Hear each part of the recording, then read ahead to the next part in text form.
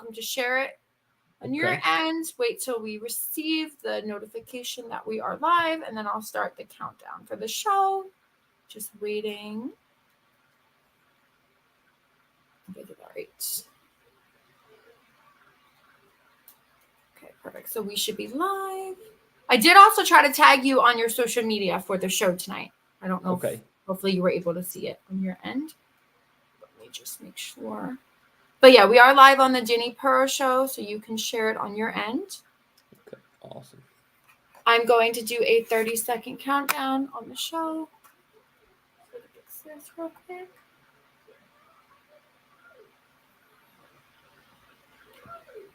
Waiting for it to load. 30-second countdown. We'll be right back to start the show, okay? Sounds good. Thank you.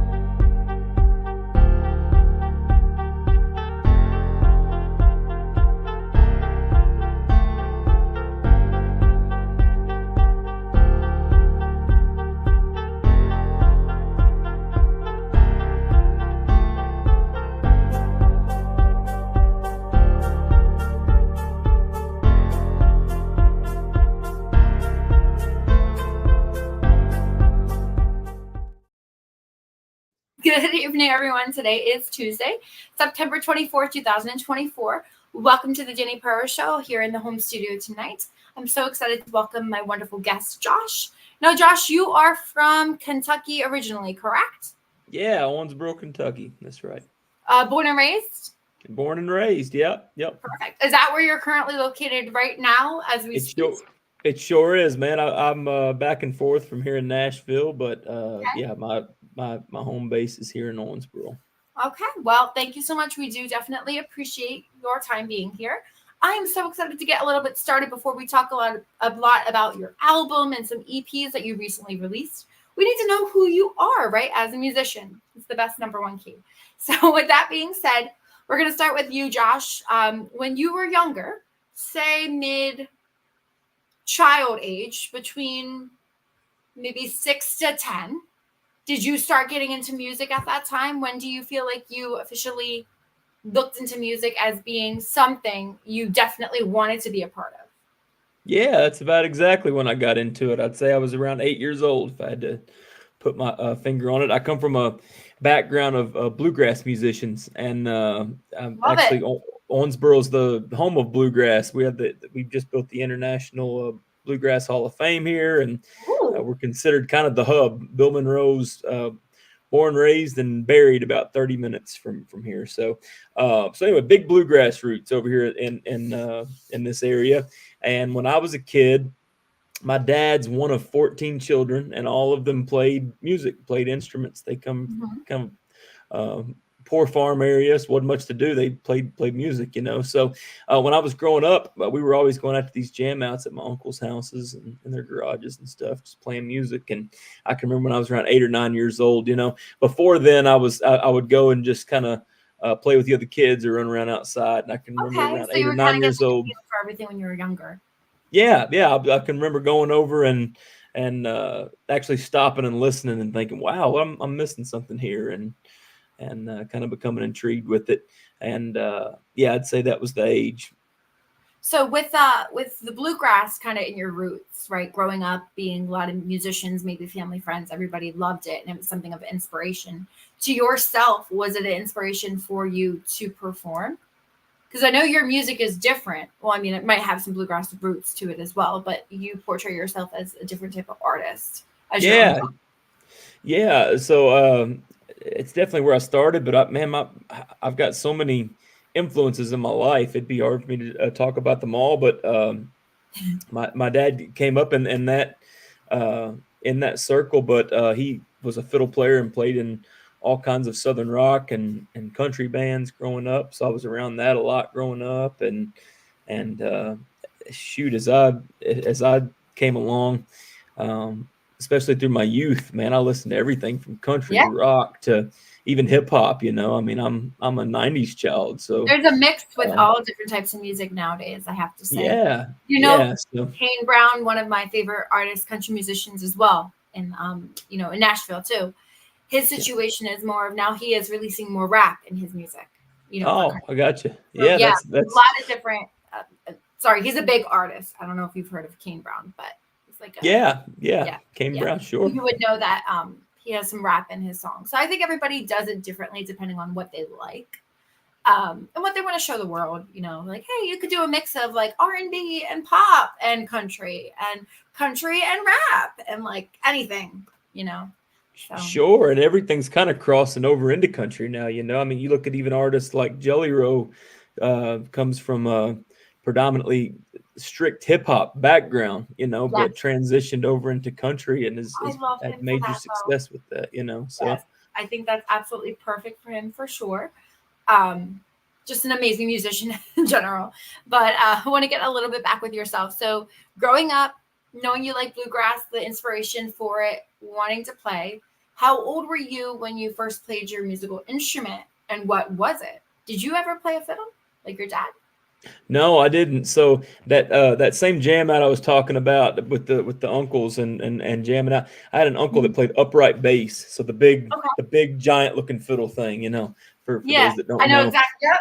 Yeah, Yeah. the big upright. Yeah. So that same time I can remember becoming fascinated with that. And long story short, I remember asking my uncle after one of those jam outs, I was like, "Hey, can you teach me how to play that?" And he said, "No, but you can take it home with you." And so he let That's even better. Did you teach yourself?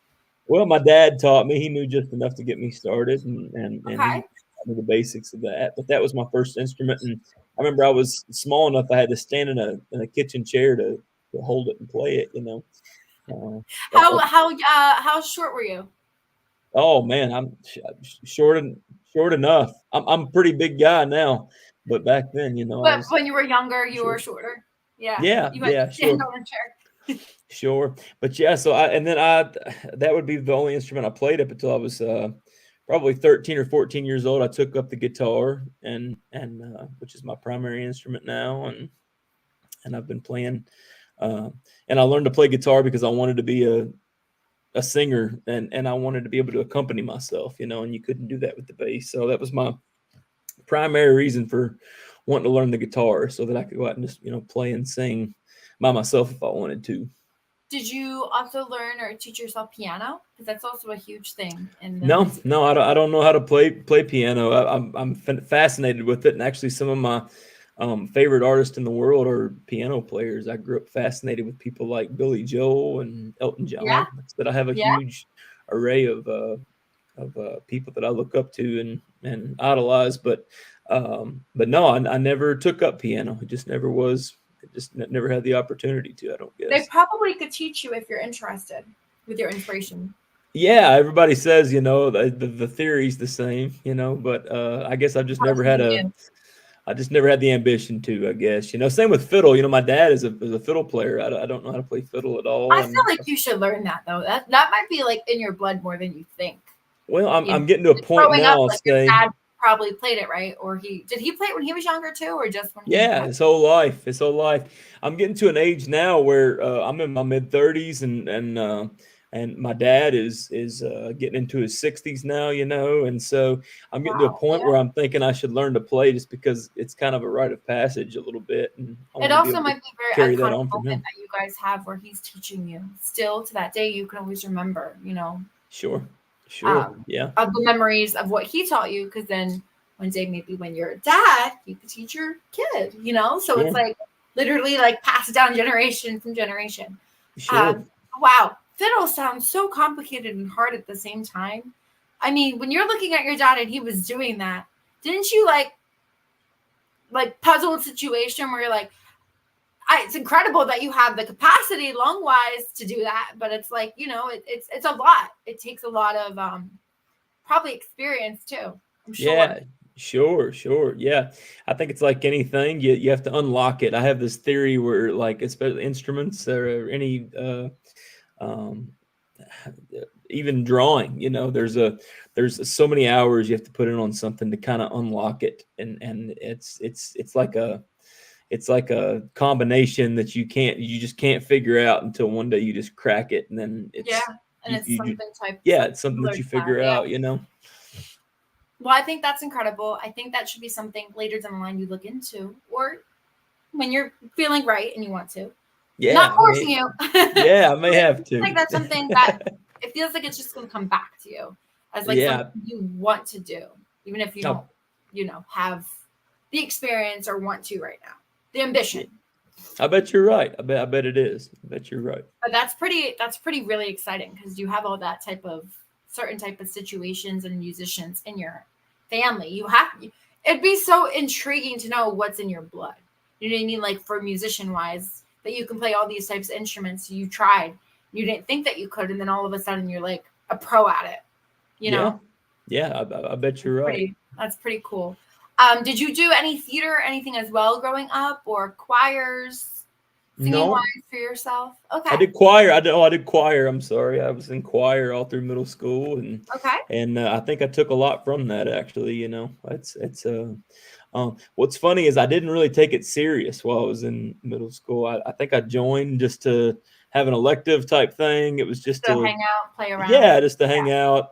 I was a class clown in school, just anyways, and Okay. didn't take school serious in general. That was just always me, and I look back now, and I took so much from choir. Like I learned so much about singing from choir Yeah. just from listening in the background. And I look back all the time, and I think I'm like, man, how much more could I have even known if I had actually taken it serious and. Well, I think another big thing is also like besides being a musician first, even if you're doing choir, they teach you how to learn and read music if that's something you Yeah, didn't know how to do at a young age. yeah, Now it's like when you see it, you can like, oh my god, I know exactly what chord that is, or how I want that to prove my vocals to enhance on type this type of rhythm symmetric type of thing. yeah, You have the opportunity to change anything, and I yeah, think that's kind of exciting with a musician because you're not tied down to a certain genre, right? You're independent. You could be whatever you want to be. sure, sure. I think So you're that's right. definitely a part of it as well. Yeah, I think you're right. That's definitely the case. Yeah. So I wanted to know a little bit more. So prior to you being a musician, we talked about your past and everything too. When did you start writing music for yourself? Like, not saying taking it professionally, because I know you took it obviously professionally and after the roots, that's something that you definitely wanted to do. But like you started writing and you were like, I want to perform in front of people. Yeah. So it would have been. I went on this big tour. I had garage bands and stuff all the way through high school and even after high Okay. school. But Yeah. I went on a big tour when I was about 21 years old with my friends Brasher Bogue, and we were on the road with a guy named Sonia Lee, who was signed to um, Southern Ground Records at the time, Zach Brown's record label, and so Brasher Bogue, the band I was talking about, they were kind of a big name in my town that I was from, and so when they would come off the road, Andy Brasher was the lead singer of that band, would host an open mic here in my town. Mhm. Well, anyway, the promoter from this particular tour came in just to hang out with Andy because they were about to load up and go for this tour, Yeah. and man, all this talent used to um, hang out down at this open mic when he would come into town. It was kind of like a musician swap meet, and this promoter watched me play, and after the show was like, oh, you should come on and open the show, and go through the Florida Keys with us. And I'd never done anything like that, or Oh, okay. hadn't even That's so hadn't even thought exciting. of doing anything on that level. I thought, man, this is Okay. just something I do kind of local. And anyway, long story short, I did go do that tour. It was like for 2 weeks. I don't think I got paid anything. I was just taken care of. It was kind of like they put me up and Exposure. lodged me Yeah. and fed me, and but it was my first experience with like a full production tour, sound check early, all that stuff, man. And I just fell immediately in love with it. And I was working a full-time job at the time. I was actually doing heating and air work, and Oh wow. Okay. That's and yeah, really sure that your schedule must be tight as heck when you're doing that because I know so many techs are busy all the time and you yeah, have yeah. that window. Oh, jeez. Oh, it I'm like, was, and it was so tough to get to even get off to do that. But so anyway, yeah. when I remember when I came back from that tour, we were riding back into town, and I thought, man, I'm going to take a stab at this, and I'm going to actually give this a go. And I was 21 years old then, and it took me about 3 years to get to a position where I could quit my job. And that must have been hard if it was that type of job. it was interesting enough. So September 22nd, which was just a few days ago. Yeah. 2 days away. 2 days 2 days ago. So September 22nd was 10 years since I quit my job, and I've been doing music as a full-time. That's incredible. Career. So, and you're here on the Dani Perro show, to explain and talk about your career. So. Yeah, there we go, man. That's even better. Yes, it is. Took you 10 years. Where have you been? So when you were on the tour with them, exactly where did you guys tour mostly? Was it like Eastern Coast, West Coast, Pacific? No, it was through the Florida Keys. So we went all the way through only in Florida. Okay, gotcha. Yeah, we went all the way through the Florida Keys and did like every island, and it was really neat. It was a really cool thing we did. So, and it was something where you were like, wow, like this could be something that this is pretty fun to be a part of, but it would be awesome to have this as like a career, right? Yeah. That's where the ball was like rolling in your head every day when you were out on stage. Yeah, well, the people that I were with, they were doing that, you know what I mean? And I thought that was kind of, and it's very strange. I have people that ask me these same questions now, but like I remember riding around with those guys. I mean, like, so this is it. This is what you do. This is kind of, and not in a sense that like, oh wow, this is all you do, because it's so strenuous. Like you get out on the road, there's a lot to it, but just I hadn't got to that point where I could wrap my head around like somebody could just do this for a living, Was it a tour bus that you had went to? Was it like a tour bus that you were on with them, or was it like a regular bus? Like, how was you? No, how were you guys touring? They had us in Yukons. It was a very strange thing. So when we took off for this tour, we were given directions to go get into these brand new rented Yukons, these big SUVs, and they had them parked at the Walmart here in our town. And they said they'll be here. The keys are in, above the visor. And they had a U-Haul trailer to the back of one of them. And it was me and two other bands that were from this town, and we had directions on where to go, and they sent us down there in these things, man. So, and you were able to bond, get like exposure and fun friends like out of the whole situation too. Like everybody was so supportive and caring. Yeah, we partied the entire way down there.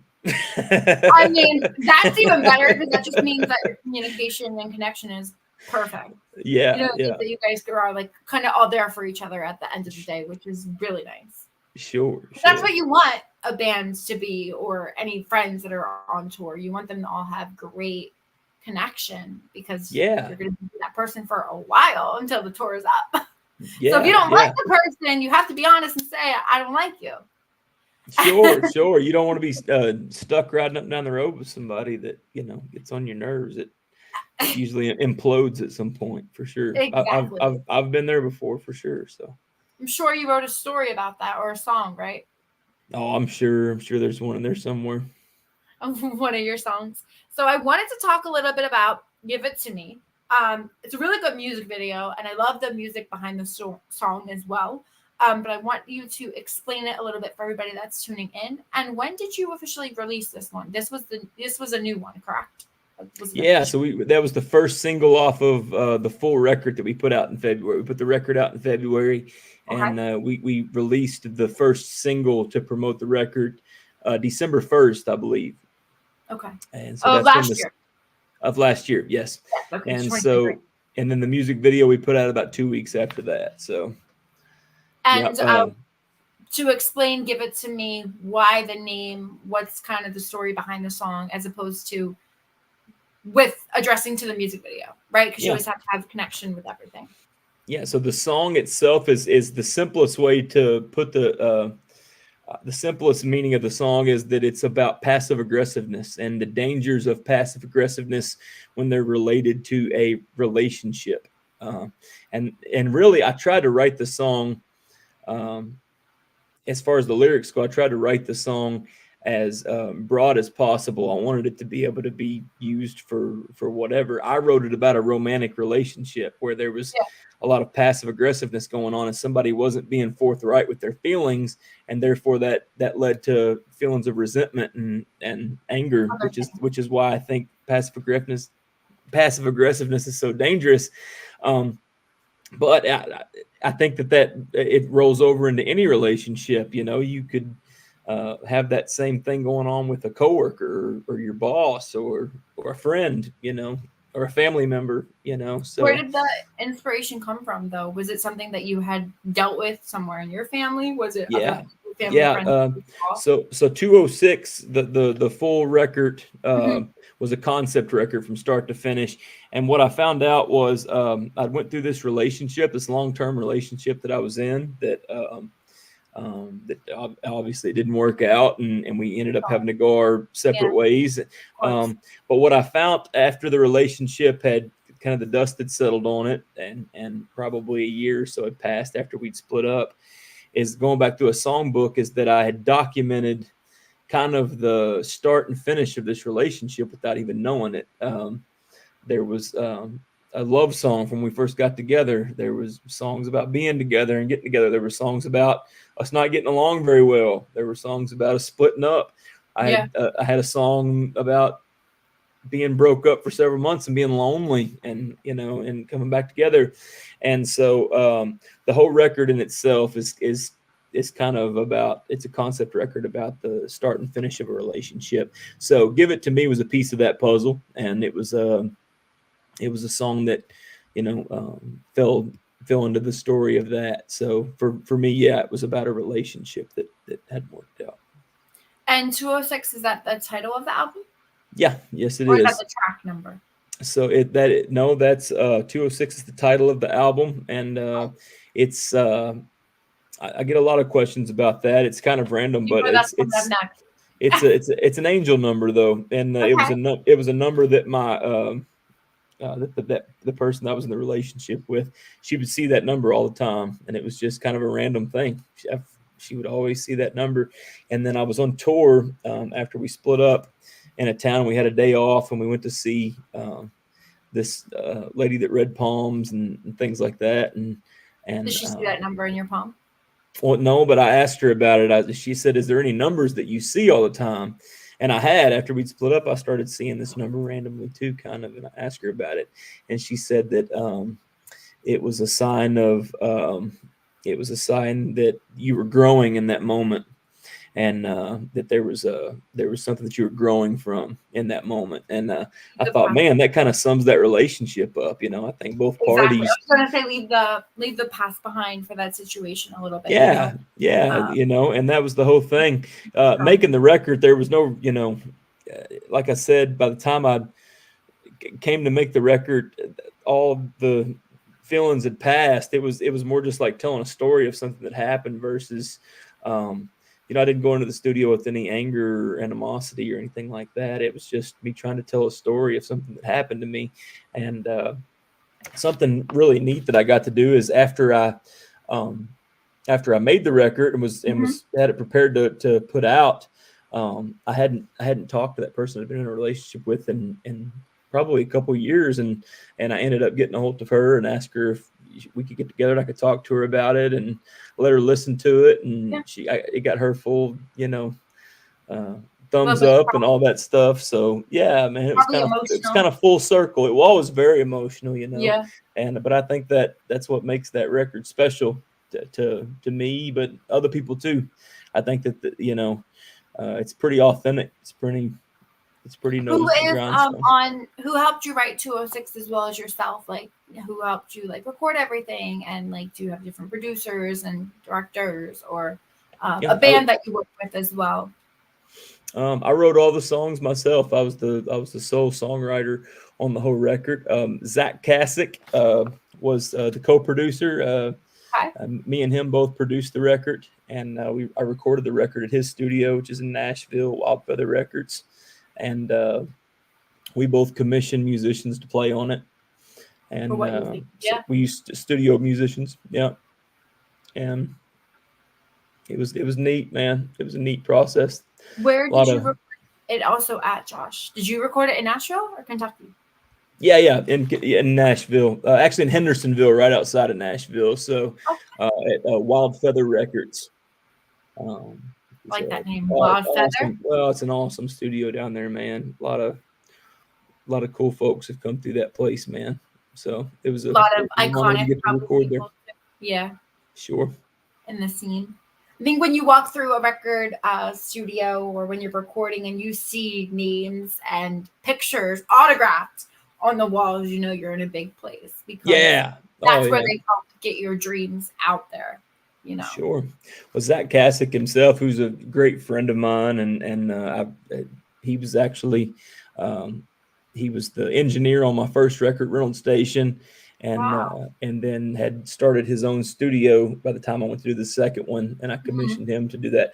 Great friend, but man, his liner notes go way back, man. He's worked with everybody from Dr. Dre to Paul McCartney.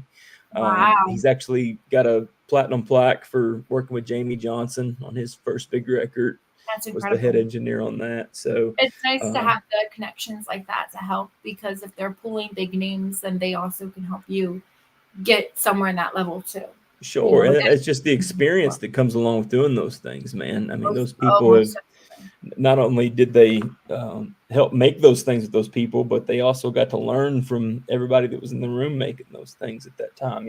So there's a lot of that's it's funny, the music business in general. I feel like it's all about being as much of a sticky paper as you can be and walking through the stuff and trying to catch as much as you can all at once, that's a man. very different way to phrase it, Josh. Oh my Yeah, god. it's Sticky what paper? what's that? I said that's a different way to phrase it. I don't think I've ever heard it that way. As It opposed to is sticky it is paper. though, because it's you have to learn so much, and unless you're just fortunate to have somebody come along and scoop you up and that's very experienced, that knows all the stuff and that can just Yeah. lead you through the stuff, which is not the case for most people. But is it the positive stuff? That's what you want to be a part of. You don't want to be a part of the negative scene of the Sure, music industry. there's all that in there, and you go Yeah. through all those trial and tribulations, but But you're it's safer. You're actually safer in your genre more than experiencing out of like rap or pop or R&B in that industry. That can be sure, just a little bit worse, but it just depends who you're recording with. There's sure, stories. yeah. So. There's bad guys and good guys in every genre, and I'm sure that they're worse and not as bad in some. I would definitely say that that like Americana country genre that I spend most of my time in. Mhm. There's a lot of community there, a lot of good stuff. Like I said, there's sharks in every industry that you have to watch for, and Yeah, I've had to dodge those along the way, just like anybody. But yeah, you're exactly right. You look at genres like hip hop. Look what's going on in the media right now with that, man. I mean, all whew, kinds of you're gonna stuff open a coming can out. of worms that I'm gonna close. Yeah, for sure. No, we don't have to There's just go a into lot. it or anything, but you just go to look and see that a lot of these people, these big names that man, the stuff that they've had to go through to get where they are, That's what I said. The it's negative part, it's not worth it. In it's the end of the day, I mean, they make it sound like it is the higher ups, as you know, sure, talk about. But sure, for that situation to get everything that you want, it's your cost of your life. Anybody can be talked into a situation if they're giving you thousands and millions of dollars, I'm sure, sure. But sure. anything to do with that situation is like, I just wouldn't want to be a part of. It's negative on the out end, the back end, and it doesn't help build anyone else than yourself. It's very tough too, because you don't know. It's easy to sit and say like, "Oh my God, I would never do that. I would never Yeah, have or that what's happen." real. Exactly. But it depends on where you're from and what your situation is. I've had friends that are signed to very major record deals, and that were kind of pushed into some shady Crazy things stuff. And that and I and got. and here's Are the they good thing. though? Yeah, some of them, most of them have gotten out of it or whatever. But the Okay. thing about it is, you That's go the to hardest ask thing, those guys, you're like, why would you do that? But then Yeah. once you talk to those guys, you're like, hey man, I come from a small town. I have 2 kids, and I'd make $100 a night playing in bars before, man. That money went a long way to take care of my family, and Mhm. that's the part people don't think about, that money Correct. comes Because if you along. do have a family, you're leaving your family behind to do that. And they will be supportive of you at the end, but then they don't know what you actually did. Sure. So when the opportunity comes along to do something for them and put them on a higher plateau, kind of make Just it all worth it walk a little away. bit, man. It's not worth it. It's easy Yeah. to jump on those things, and I've skipped some of those opportunities. And Unfortunately. they keep you up at night, because Mhm. there's a lot of bad opportunities that I've skipped to How stay would you how would you independent. know if somebody is to contact you, say whether they go through yourself or Whitney, your manager? Hmm. How would you know if somebody is to contact you that they are being legit? Because there's so many scams out there too, right? So I'm sure Yeah, you have to be careful as opposed to I mean, hopefully you know my show is legit unless you did your sure, research. sure, Yeah. sure. I didn't, but my team did. So, Okay. No, I'm so, fine with that. I have and proof of that's my show everywhere, so it can't be hidden. I got and you. and that's the key right there, and that's what I found out is that if I had any advice to like Yeah, somebody that was coming up or anything like that, it's that when something larger than life comes along, even if you have to borrow the money or whatever you have to do, it's very important to hire an entertainment lawyer and have them look over your stuff. wow, And okay. I don't know if yeah, I've heard of that before. it's very, very important. And Is that they're in the music scene as well? Is that to help you sign documents and stuff? Like they go over it with sure. you, but they don't do it for Yeah, sure. They're all over Nashville now. They don't. The music industry itself doesn't flaunt them around. They don't want you having a lawyer and you. reading Oh, contracts I'm and sure. things That's like why I'm that. I never heard of that before. Yeah, it's why you don't hear about it, but it's something that everybody should do. Just have somebody read over and let you know exactly what you're signing and like exactly what you're giving Signing your up and life not away. giving up. And I'm fortunate enough to have a few of those people in my life, and I've dodged a couple of bad deals because of it. So Okay, I'm sure. yeah, But at least you know at the end of the day who you were affecting if you were going to do it and you knew not to. I think a lot yeah, of people don't know that.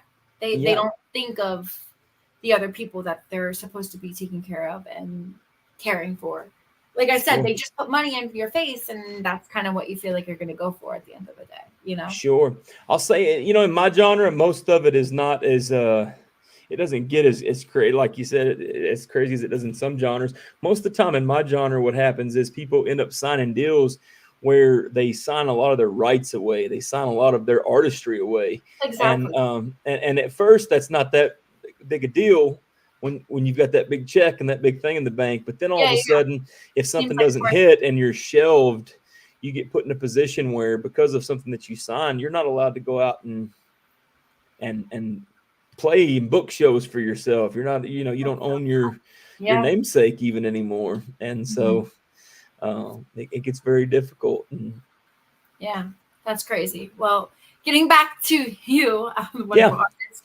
Now, when you would get a chance to perform, you normally travel Kentucky, Nashville. Like, where have you traveled currently for yourself, band wise? Like, when you have your shows, where do you go? Do you come to East Coast? yeah. So I haven't spent a lot of time on the Upper East Coast. But not Chicago. I frequent Chicago a lot, like Wisconsin, Indianapolis, St. Louis. I did a run through Alaska a couple months ago. That was pretty Wow. neat. Yeah, Was it yeah. cold? That was.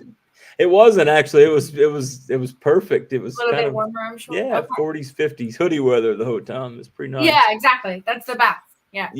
Yeah. And then a lot of the Midwest. Most of my Nashville, home California. bases and what's that now? Nashville, California.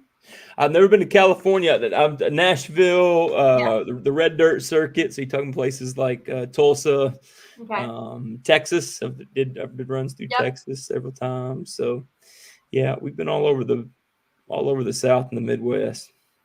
Florida, Georgia. Yeah. Okay, so you made like a Z over the nation. All over, yeah. I've never been to the far west coast of the mainland, and I've never been to the upper east, like where you guys are at. So those are two places I've not spent a lot of time We're at. in New Jersey, close to New York. Yeah. So that should be very beneficial for you as well, depending on that. In the music scene, what you're looking for. Sure. I think so. We've tried to get up that way before, but so when my first record came out, it was which is when I kind of had my first big blast. It was right in the middle of the pandemic, and so oh no. Yeah, it was very tough. I don't recommend that. Again? That was going to do that. Hey, none of us knew the world was going to shut down. Yeah. We all were told, and I think everybody thought it was a joke in the beginning. Sure. Until we actually all had to. Sure. So that's not your fault as a musician. You didn't know. Right. But it sucks that you still kind of did for your music. Like, did you release it pre-pandemic? That's so like we released it. Okay, so the plan was so sad right now. Yeah, the plan was my debut album that it took me 5 years to record. I put so much work into. Our release date was March 23rd of 2020, I believe. Yeah, and it was like 10 days before the release. All the alarms started going off, and they were shutting the world down. They shut everything down for everybody to stay at home. Exactly. So, yeah, that's what happened. Yeah. So we ended up abandoning the release for March and thought we would hold off, and so we did. We held off for most of the first parts of the pandemic where we were all locked down and things. And then the team that I had put together, we finally decided, hey, we're going to be in this for a little while. And I don't think it's unfair to you because you want to release your music and then this just happens. Okay. Right. Exactly. Yeah. And so we ended up putting a plan together and we released in November of 2020.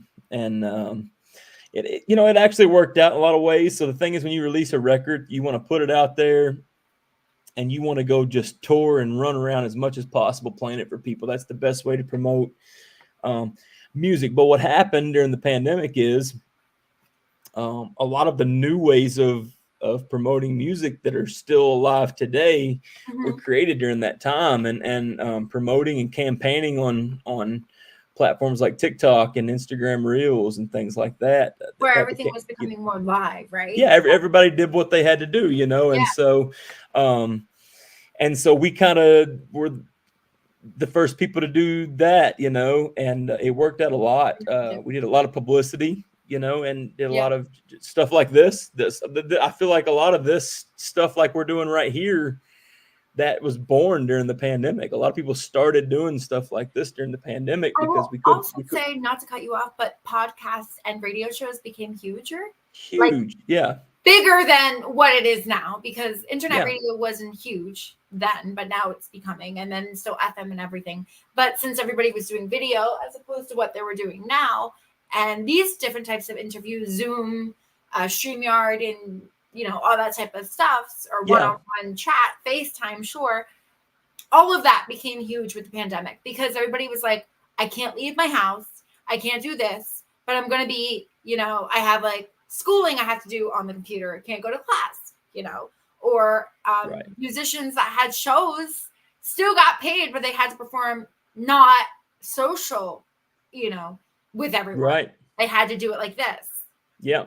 Which was hard because, as you know, like technology doesn't really help sometimes with the music scene. So it's like you sound amazing as a musician, but it's coming through the computer like crap, and it's not your fault, and all that type of things you had to like factor in. It's insane.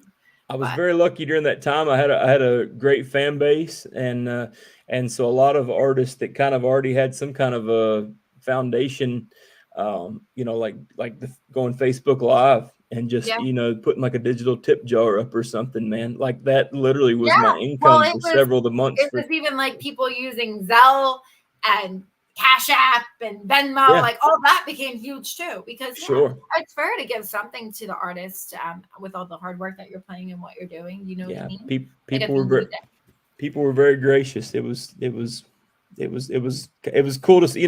That's the thing, man. As awful as all that was, man, you got to see a lot of people come together. You got to see a lot of people show their gratitude and their I mean, empathy for how would people. you say for yourself, because you technically released yourself pre-pandemic, how do you think it did affect your career? Do you think it helped with like boosting shortly after? Do people know exactly who you were more as an artist? Do you feel like you wish you waited a little bit more prior to the fact, or were you okay with the release when it happens? It's hard to put a finger. Something I thought about a lot. It was hard to put a finger on exactly because I think we did. I got a huge boost in my following from like PR campaigns we did and things like that. And I had some really Okay. big platforms like American Songwriting Magazine and Glide Magazine. A few of those Yeah. picked up an article on the record, and that was huge for me. And we had people just sitting still at home with their phones, Yeah. Doing just what they looking could for do. stuff like that, man. So that was big, and we got big pushes on stuff like that. But still, being a musician and the traditional sense of it, you get so much from being able to go out and fill up rooms and play for people. Yeah. And as I don't know because I didn't get to do it, but as big as the push was from kind of a PR standpoint, I don't know. It might not have been as big. You're right. It might not have been as big if we'd have went out and played. Maybe it wouldn't have been taken the same way, Well, or maybe it would have been bigger. We don't know. how has it affected your second music release It's been great. Well, like I said, with this album? the fan base that we built from the first one, they've been here for it. They've been alive for it, and I've got to go tour on this one and play it for people and things like that, man. And it's did pretty well for us, man. From an independent standpoint, we've been pretty proud of More for the scene. what we did for it so far. Yeah. So on your website as well, you have upcoming shows. Is it into next year, your tour? Yeah, I think so. I think we're definitely booked out. Do you know any of your upcoming shows, or you just know there's a few of them. Honestly, it gets to this. It gets to this point. It's like a week to week basis. I check to see where I'm going. So sure. So they're starting in January, right? Nothing else for the rest of the year. No. I've got shows the rest of the year. Actually, we're going. We're leaving tomorrow for a Virginia run. We're going to be up through Virginia, West Virginia, and back into East Kentucky, and then home. I think so. Okay. How long are you going for that? Be at a week, I think, week and a half, something like that. So we do a lot of one-off runs like that. A lot of so on your, let me see if I can go back to it as well, just so I can see. When I go to your website, oh my God, now I see September, but I swear I saw January. Do you have shows in January too? Oh, I'm sure I do. I do. Because I was like, I swear I did, but maybe it was through your EPK. I don't know. Confusing myself. It could have been. You have upcoming shows, and then you said you're doing back down to Kentucky. Yeah, that's what you have upcoming currently. Yeah. And where can people purchase tickets for any of these events? Do you have them linked? Yeah, they should be linked to the website there, and it's a quick Google search will pull those up, and Bands in Town is what we use for most everything. So. Bands in Town, the links are always connected to that. So, and for yourself, also just because you just released this like newest album, what are you working on now currently? Are you working on more music to release? Are you looking to do more of a tour? Like, what are you factoring on the situation and be like, this is what I want to do, and my dream team is going to help me get there? Yeah. So that's the plan. I've got a ton of music in the queue right now. So the plan right now is to finish out this next month of shows and get to a spot where we can go spend some more time in the studio. Hopefully get some more stuff out. I don't think, man, I'm a big album person. I like doing albums. I like doing both my first two records were concept records. So there was a story that ran through. No, but I do like that you have a story with that. I do. Yeah, and that's my favorite records growing up were those kind of records, and that's why I've been big on doing that. But I think just for for this next run of songs. I think we're going to do an EP, but I think we're probably going to record some singles and release just individual singles off of that, and then maybe Okay. put them together for an EP or something Would you look into later doing on any in the year. holiday? Like, would you do Christmas? Yeah, that's been an idea. Okay. I've always wanted to. Whether it's just like, like you can sing a cover of one of the iconic Christmas songs, everybody does that, or you can also make your own song.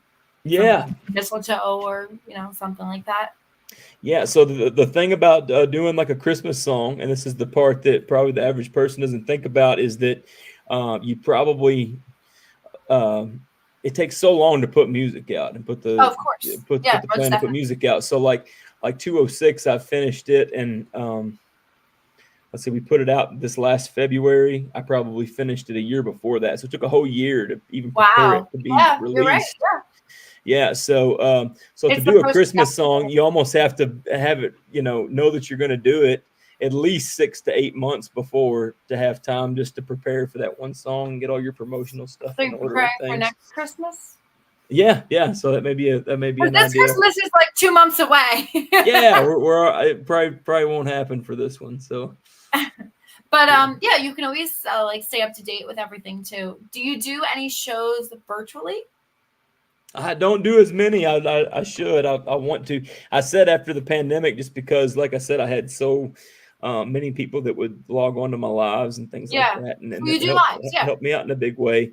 I said after that I was going to try to make that a thing and do that as much as possible. But the problem I've ran into is I've things are working out and I've gotten a lot busier, and so we're constantly on the go. It's not as easy to stop and do the live stuff, but we do try to go live on TikTok when we can, just to do that, or Instagram. Yeah, Instagram Facebook. Sometimes. Yep. So yeah, we'll periodically do that. How did you meet your manager? How did you get a chance to meet Whitney? She's my sister. That makes sense. Yeah, you gave her the job. So yeah. What happened previously with the other one? Were you just yourself? You're independent, right? Yeah, I was independent. I've worked with other people before, though, and those relationships were great. But the thing is, I mean, some of those relationships become long term, and a lot of from both sides. It just depends on what you got going. Everybody does it different, but a lot of those things are short term, depending on whatever arrangement that you have. Just like if you hired a publicist, to help you promote a record. Some people hire a publicist and keep them on full time. They have a publicist full time. Yeah. But like for me, example, I don't have a record label with a budget to do that stuff. So a lot of times I'll hire a publicist just for a campaign. So that's been the case as I've went a lot of times, because being independent, I have times where we're flourishing and times when we're not. So when we're really doing stuff big and I really need the extra hands, I'll hire out a manager, And so, but this is the first time I've actually took somebody on full time that's came in, and I didn't just hire like a random person to come be my manager. My sister, she's Belmont alumni, Belmont University alumni out of Nashville. She has a degree in music industry and has worked with several people herself. And she just reached a point where she had the time to work with me, and it honestly just worked out, that way. So, well, that's good. It's a good time with siblings. It's great. Just make sure y'all don't fight at the same time. As long as you guys together. I mean, still, even when you say that, I feel like siblings always do fight, but then what you're doing. But you know what you got. You know what I'm saying? If you're fighting you're going to fight with no matter what. I know, like, I'm pretty hard-headed. So I just said that. I'm sure. Yeah. But, I guess it's more fun, though, because it's like family. It's literally family to the scene, right? So you guys can all make fun of each other if you have to, but then still stay professional about it, which I'm sure she loves. Well, my sister, we can fuss and argue or whatever, but at the end of the day, she knows who I am. She knows how I am, and who you are, what you are. Maybe things don't get taken as personal, and vice versa. Does she also book your shows previously? Like, she handles like interviews, like scheduling type of things, or a lot of that she handles. So a lot of my actual bookings, as far as shows and stuff, I still handle a lot of that myself. Okay. And like I said, when we book tours and things, like full on, like when we're out for a while, I'll still hire out for that, and we'll get help from that. And I'll hire And part-time when agent you or do something. tours, do you have like a tour bus? Do you have just like a regular car and you just throw everybody in it? No, we've got a van, so we do the van thing. So Okay. yeah, Van life. van life. That's right. Yeah, And a whole bunch of snacks in the car because you know when you're on tour, you're starving. lots, You lots know, and trying to lots. stop every single second. So I used to have a lot more. So what is nice about having my sister is we both have my sister in particular. We both have autoimmune conditions, and so we've both switched to a very restricted diet, and so we're luckily enough, it's right now I'm doing a lot of acoustic shows, so it's usually just me and her on a lot of these runs, and okay. we could be very cautious about what we put in the van, you know. Whereas if you're with So a bunch of people, what the do you the guys Cheetos start looking great in the back, you know, when people are crunching on what do them, you things like that. with your autoimmune order, what you mean, what do you normally eat? Like what do you Right now, we're both experiencing with the or experimenting with the carnivore diet, and we've had a lot of great results with that right is now. that just meat? It's just meat, eggs, butter, and salt. Yep. Okay. So does that mean you make it yourself or you just ask when you go out and be like, make sure all these ingredients are in that dish? Yeah, a little bit of both. A lot of restaurants, you know, it's just finding some place that's That does it. you eat a lot of steak. You know what I mean? Like steak, it's hard to mess up. A lot of you go to a steakhouse that's usually cooked on a grill, and a lot of Okay. seed oils and things used on things like that. But Salads? no salads. Just Really? That's so healthy. just meat. Yeah, well, that's the thing. It's not about health, and that's it's not What's about what's healthy and what's not. Like I tell people all the time, like before this, I was on a pretty strict keto diet, you know, and it was okay. hard. Yeah, It I was know what you hard do. telling people. They'd be like, "Oh, but like this is, like apples are healthy, you know," and I'm like, "Well, it's not about what's healthy. It's about what's Yeah. what's right for whatever your goals are with it and being healthy." Does that make Yeah. sense? You know, Well, you so also want to just make sure it's good for yourself. Like you don't want to eat too much meat. Do you know what I mean? Like later down the yeah, line, you don't want it to like affect you, basically. yeah. And as long as There's you're young, you're just trying out different things and seeing what works for you. How is it helping with your autoimmune though? very much it's insane. Like my it's I could go down the rabbit hole with you on it, but we're working on a year, and my blood pressure's correct for the first time in my life. My cholesterol is absolutely perfect. It's always been high my entire life. Okay. So all these things that people are scared of when you tell them you're just eating meat, it's very strange that This is they helping. get better. It doesn't get worse. It gets a lot I better. mean, So as long as you're healthy at the end of the day, still with the situation you're doing, there's sure, nothing wrong. I advise anybody, if you're trying, especially an extreme diet like that, to seek medical advice while you're doing it. I know I get blood labs done and things like that. I'm not just out here No, I doing it got and you. hoping for the best. Of course. Well, hey, there's nothing wrong with that at the end of the Yeah, day, too. But yeah. I just have to say, I mean, it was awesome talking to you and, getting to know you for the hour that we are. It was a um, pleasure. Yeah, I really appreciate you having me on. it was incredible because I feel like there's a lot that you do as an artist that a lot of other artists do not see on the music scene. Like we were talking a little bit before, how there's so much that you have to put into a song, right? People Yeah, think that there's music that comes out like every month, but they're mentally preparing probably years and years and years in advance to have like music out to 2030. Do you know what sure. I mean? Like each time like that, because it is post production, it is delays with different things, or a bandmate that you're trying to get that won't come, or collaborations. Music doesn't sound right, you have to change it. Music doesn't sound good, everything. Sure. So I think that's a huge benefactor in the music industry scene itself. And a lot of people that are starting off music do not know that. Like Right. I love them. I love that they're trying, and that's amazing, and amazing props to them. But at the end of the day, if they want a successful hit, they have to prepare for more paths down the line. It Sure. doesn't all just happen in one single. That's I mean, it exactly can, right. but then It can. I've guys, seen it, but it's it's yeah, it's it's hard pressed, and I'll tell you the people that do end up taking off too quick. I worry about them sometimes, because there's a lot of me again. too. It's about Yeah, being the sticky paper and learning as you go, and you learn so much as you go, and things and just there's so much you learn from staying out here hammering the road, you know, and There's doing the just so hard much stuff. in the industry that you don't know about until you're in the scene. I want to say when you're further up there.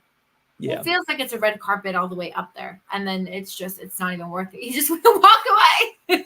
It only gets harder. I'll tell you. I think people think that like the further you go along, the easier it's going to get, or the less strenuous it's going to get, because there's more money involved. But there's definitely luxuries that come along the way, but the stress only increases, the workload only increases, and I think that's the thing that people forget sometimes. Not really that fun vacation time. You're like, woohoo, I'm on the tour. It's like, right. Yeah, you're on tour. You're getting up at 5 o'clock in the morning to do rehearsals and dress rehearsals and this, and you get the chance to eat this, but you can't have any dairy, right? As a musician, you can't have any milk. So it's like, because the mucus, affects your throat and everything. So it's you don't want your stomach upset on stage in the middle of a set. That's diet. And then it's also people wanting you to make sure that you're not like obese or overweight or anything like that. So it's like everything is just, and you don't see it. You don't see it until you're, I guess, at a tour watching an artist that you love so much, and you see them literally not die in front of you, but you like see them like, that they're done. They just want to go home at the end of the day. Yeah. It's it's still the best job in the world. And I think the people that are out here doing it the most, they know that at the end of the day is that it's not easy, and it's the people that do it the best make it look easy, and they should be. That's the job. Everything is easy, but everything looks easy when it's not. It's not. It goes back to those saying, if it was easy, everybody'd be doing it. Why wouldn't they be? So they think being a radio show host is super easy. We'll take over my job. It's super hard in the beginning. I mean, I had notes.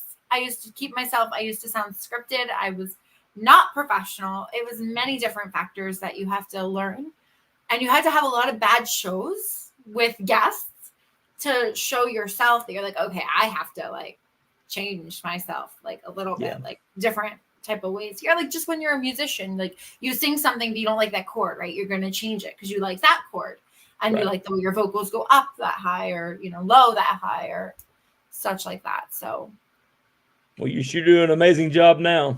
Well, thank you. That's very sweet of you, Josh. Can you give out your information where people can find you? Yeah, the best all-in-one is the website joshmeritt.com, but follow me on Instagram and TikTok. That's probably the two main platforms that we post and keep up with the most, and those are the funnest ones. We try to keep it fun. And do you have anything upcoming as opposed to when you might be going live again soon? Do you post when you go live? Do you say, hey guys, countdown, going live soon, jump on? Yeah, we'll do it. You just got to follow the TikTok and the Instagram, and we're pretty sporadic with it. We don't really try to do schedule it out. 5 minutes. Can we go live for a second?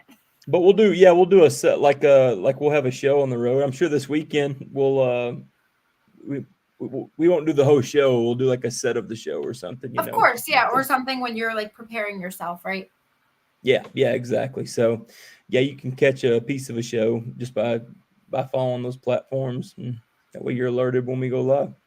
Well, I appreciate it. I appreciate you so much. It was nice getting to know you, meeting you. If you're ever around the music industry, scene here in the Eastern Standard Coast, just doing New York, New Jersey, or Maryland, my good friend Alan Greenstein has been with us the whole show as well, giving you a lot of compliments to the show and yourself with your music.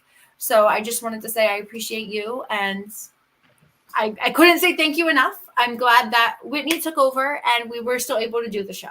Because I was like, absolutely. Oh my God, he's not responding. Do I? And I don't like panicking about that because it does stress me out before I get ready to do a show. But at the end of the day, if nobody responds to my manager, then I'm like, what do I do? Because he doesn't like. I normally used to reach out, but then I gave him the job. And then if I reach out, I take the job back, and then he won't be happy.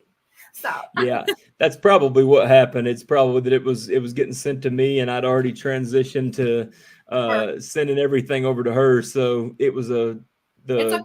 Point of getting. Somehow she must have seen it or something because she responded, or you saw it. I forwarded it to her, but that's the thing. Since I have her, I don't really go checking email as much anymore because I don't need to. You know what I mean? But I think Yeah, You I know, think I found it and sent it over, and I'm glad she put it back she together took care for of it. us. Perfect. Yeah, Well, it was a pleasure.